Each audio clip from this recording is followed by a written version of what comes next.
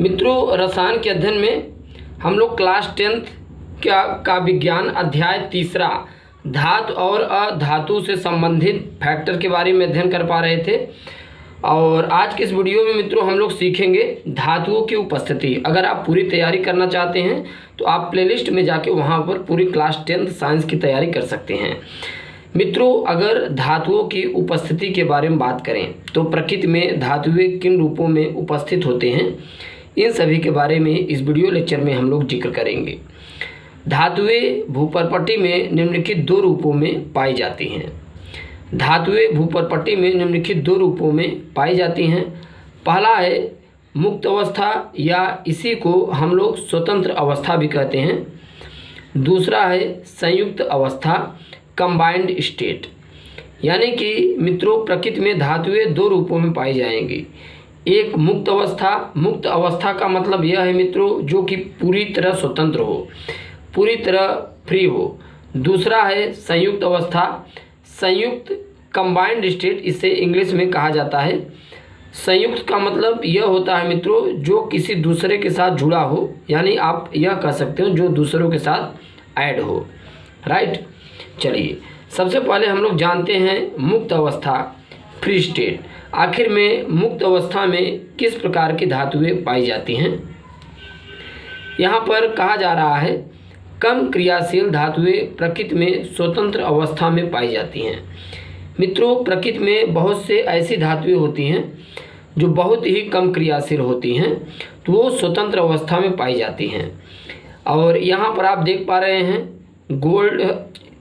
चांदी है, एजी है, एयू गोल्ड है, प्लेटिनम है। ये मित्रों 3 धातुएं ऐसी होती हैं जो प्रकृति में स्वतंत्र अवस्था में पाई जाती हैं। एक बार मित्रों इसे हम लोग स्वतंत्र अवस्था का मतलब समझते हैं। स्वतंत्र का मतलब यह होता है मित्रों अगर चांदी पृथ्वी के अंदर, भाई कोई भी धातुएं होती हैं पृथ्वी के अंदर ही तो पाई जाती हैं।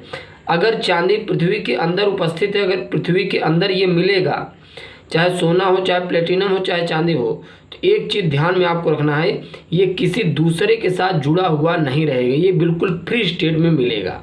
बात समझ में आ रही? बिल्कुल ये स्वतंत्र अवस्था में पाया जाएगा।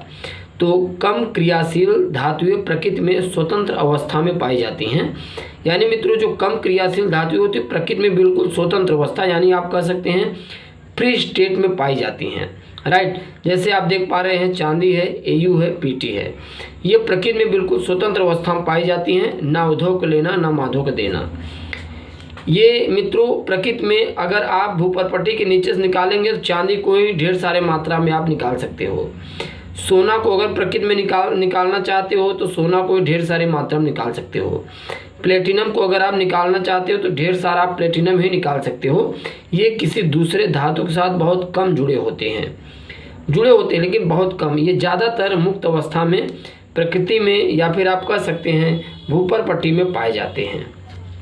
राइट, अब इसके बाद आता है मित्रों संयुक्त अवस्था, कंबाइंड स्टेट। आखिर में किस प्रकार की धातुएं ऐसी होती हैं जो संयुक्त अवस्था में पाई जाती हैं। यहाँ पर आप देख पा रहे हैं क्रियाशील धातुएं प्रकृति में संयुक्त अवस्था में पाई जाती हैं। हमने कहा मित्रों क्रियाशील धातुएं प्रकृति में संयुक्त अवस्था में पाई जाती हैं। जैसे सोडियम है, कैल्शियम है, आयरन है, जिंक है, सीयू है। राइट, ये सब मित्रों ऐसी धातुएं होती हैं जो प्रकृति में संयुक्त अवस्था में पाई जाती हैं। यानी आप कह सकते हैं ये दूसरों के साथ ऑलरेडी एडेड होते हैं, जुड़े होते हैं। तो क्रियाशील धातुएं प्रकृति में संयुक्त अवस्था में पाई जाती हैं। मित्रों आप देख रहे हैं सोडियम है जो कि उपवर्ग फर्स्ट ए में रखा गया है, कैल्शियम उपवर्ग सेकंड ए में रखा गया है। ये सब मित्रों ज़्यादातर क्रियाशील धातुएं हैं। आयरन भी क्रियाशील है, जिंक भी क्रियाशील है, सीयू भी क्रियाशील है। तो ये सब क्रियाशील धातुएं होने के कारण ये संयुक्त अवस्था में पाई जाती हैं। अब जरा हम लोग समझते हैं संयुक्त अवस्था का मतलब क्या होता है, आखिर में क्रियाशीलता का क्या मतलब है। जैसे मित्रों आप ये बताइए अगर सोडियम है, सोडियम मित्रों क्रियाशील होगा तो दूसरे धातुओं के साथ जुड़ा होगा कि नहीं, ये तो आप बखूबी समझ पा रहे होंगे। जाहिर सी बात है दूसरे धातुओं के साथ जुड़ा होगा। जैसे अगर हम आपको एग्जाम्पल दिखाएं Na3 AlF6 cryolite, Na3 AlF6 मित्रों क्रायोलाइट है, जो कि एल्यूमिनियम और सोडियम का बहुत अच्छा अयस्क माना जाता है। बात समझ में आ रही है? आप देख पा रहे हैं सोडियम एल्यूमिनियम का बहुत अच्छा अयस्क माना जाता है। क्योंकि सोडियम क्रियाशील है इसलिए दूसरे धातुओं के साथ जुड़ा है और इस प्रकार से प्रकृति में ये दूसरे धातुओं के साथ जुड़कर पाया जाता है। अब बात समझ में आई आपको संयुक्त अवस्था का क्या मतलब है। ऐसे कैल्शियम भी है, आयरन भी है। जैसे आयरन का हम आपको एक एग्जाम्पल दिखाएं, CuFeS2 कॉपर पायराइड। तो मित्रों यहाँ पर देखिए कॉपर तो एक है ही इसमें, ये देखिए कॉपर भी है और आयरन भी है, राइट। यहाँ पर आप देख पा रहे हैं आयरन भी है। तो ये सब मित्रों ऐसी धातुएं होती हैं जो संयुक्त अवस्था में क्रियाशील होने के कारण दूसरे धातुओं के साथ जुड़े होते हैं। प्रकृति में इस प्रकार से ये संयुक्त अवस्था में पाए जाते हैं, राइट।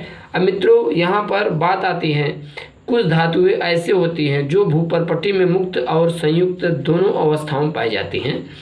सवाल यह है आखिर में किस प्रकार की धातुएं मुक्त और संयुक्त दोनों अवस्थाओं में पाई जाती हैं। जैसे कॉपर है, चांदी है, यफई है। मित्रों कॉपर, चांदी, यफई ऐसी धातुएं होती हैं जो कि भूपर्पटी में मुक्त और संयुक्त दोनों अवस्थाओं में पाई जाती हैं। मित्रों आप देख पा रहे हैं कॉपर, AgFi ऐसी धातुएं हैं जो संयुक्त और मुक्त अवस्था दोनों रूपों में पाई जाती हैं। अब आप संयुक्त और मुक्त अवस्था को अच्छी तरीके से समझ पा रहे हैं, राइट। अब इसके बाद मित्रों हम लोग जानने की कोशिश करते हैं खनिज और अयस्क के बारे में। मिनरल और ओर्स क्या है, किसे कहते हैं खनिज और किसे कहते हैं अयस्क, राइट। खनने से प्राप्त होने वाले पदार्थ को खनिज कहते हैं। मित्रों प्रकृति में बहुत से मिनरल्स पाए जाते हैं जो कि भूपर्पटी में उपस्थित होते हैं, जिन्हें हम लोग खन कर प्राप्त करते हैं। इसलिए यहाँ पर कहा गया खनने से प्राप्त होने वाले पदार्थ को खनिज कहा जाता है। फिर यहाँ पर देखिए क्या कहा गया, धातुएं प्रकृति में जिन यौगिकों के रूप में पाई जाती हैं खनिज कहलाती हैं। जैसे CuFeS2 यह एक खनिज है। मित्रों एक चीज़ आप ध्यान में रखना, खनिज के रूप में ज़रूरी नहीं है कि अयस्क ही मिलेगा। अगर आप खनाई करते हैं तो मिट्टी भी मिल सकता है, बालू भी मिल सकता है, पत्थर, पानी भी आ सकता है, ऑयल भी आ सकता है, कुछ भी, राइट। लेकिन यहाँ पर हम अयस्क की बात कर रहे हैं, इसलिए हम खन कर केवल अयस्क को प्राप्त करने की कोशिश करेंगे। बात समझ में आ रही है? तो धातुएं प्रकृति में जिन यौगिकों के रूप में पाई जाती हैं इन्हें खनिज कहते हैं। यहाँ पर देखिए हमने क्या लगाया, जिन यौगिकों के रूप में पाई जाती हैं उन्हें खनिज कहते हैं। एक खनिज बहुत अच्छा होता है मित्रों जो अयस्क के रूप में है, CuFeS2 copper pyrite. It's all right. इसके बाद आता है अयस्क। व्हाट इज ओर्स, किसे कहते हैं अयस्क? वे खनिज जिसमें धातु की प्रतिशत मात्रा अत्यधिक तथा इनसे धातुओं का निष्कर्षण आर्थिक दृष्टि से लाभदायक होता है अयस्क कहलाते हैं। हमने कहा मित्रों वे खनिज जिसमें धातु की प्रतिशत मात्रा अत्यधिक तथा इनसे धातु का निष्कर्षण आर्थिक दृष्टि से लाभदायक होता है अयस्क कहलाता है। हमने क्या कहा मित्रों, वे खनिज जिसमें धातु की प्रतिशत मात्रा अत्यधिक। मित्रों ये बताइए, अगर भूपर्पटी में अगर आप खनाई करेंगे, जैसे मान लीजिए बॉक्साइड मिल गया, कोरंडम मिल गया, क्यूप्राइड मिल गया, हेमेटाइड मिल गया, मैग्नेटाइड मिल गया, कॉपर पायराइड मिल गया, हार्नेस सिल्वर मिल गया, ये सब मित्रों धातुओं के अयस्क होते हैं। अगर ये भूपर्पटी से अगर आप खनकर निकालते हैं, प्राप्त करते हैं, राइट, अगर इन सभी में अगर आप खने, अगर इनमें धातुओं की प्रतिशत मात्रा अधिक है तो आप इन्हें क्या कहेंगे, अयस्क कहेंगे। वही तो यहाँ पर बताया जा रहा है, वे खनिज जिसमें धातु की प्रतिशत मात्रा अत्यधिक, ये देखिए धातु की प्रतिशत मात्रा अत्यधिक तथा इनसे धातु का निष्कर्षण आर्थिक दृष्टि से लाभदायक हो, अयस्क कहलाते हैं। भाई तभी तो धातु प्रतिशत मात्रा अत्यधिक हो, तभी तो लाभदायक होंगे, तभी तो अयस्क होंगे, राइट। अब यहाँ पर देखिए कुछ जो कि आपके लिए बहुत ही महत्वपूर्ण फैक्टर हैं। सभी अयस्क खनिज होते हैं लेकिन सभी खनिज अयस्क नहीं होते हैं। मित्रों जरा आप ध्यान दीजिए, सभी अयस्क खनिज होते हैं। भाई ये बताइए, अगर आपको अयस्क मिला तो कहाँ से मिला? खनने से मिला। जब तक आप मित्रों खनेंगे नहीं भूपर पट्टी में, तब तक आपको अयस्क मिलेगा ही नहीं। लेकिन सभी खनिज अयस्क नहीं होते, सभी खनिज अयस्क नहीं होते। क्यों नहीं होते मित्रों सभी खनिज? भाई अगर आप खनाई कर रहे हैं भूपर पट्टी की, तो बालू भी तो मिल सकता है, पत्थर भी तो मिल सकता है, इसलिए सभी खनिज अयस्क नहीं मिलते। राइट। इसके बाद आता है गैंग और अशुद्धि की। क्या है गैंग और अशुद्धि? जरा आप 2 लाइन में देख लीजिए। अयस्कों में उपस्थित बालू, कंकड़, मिट्टी, पत्थर, तिनके इत्यादि अशुद्धियों के रूप में पाए जाते हैं, जिन्हें गैंग या अशुद्धि कहा जाता है। मित्रों ये सब अयस्कों में बालू, कंकड़, मिट्टी, पत्थर, तिनके जो उपस्थित होते हैं ना, इन्हीं को अशुद्धि या गैंग कहा जाता है। इसके बाद हम लोग नेक्स्ट वीडियो लेक्चर मुलाकात करेंगे। अगर आप चैनल पर नए हैं तो चैनल सब्सक्राइब कीजिएगा। धन्यवाद।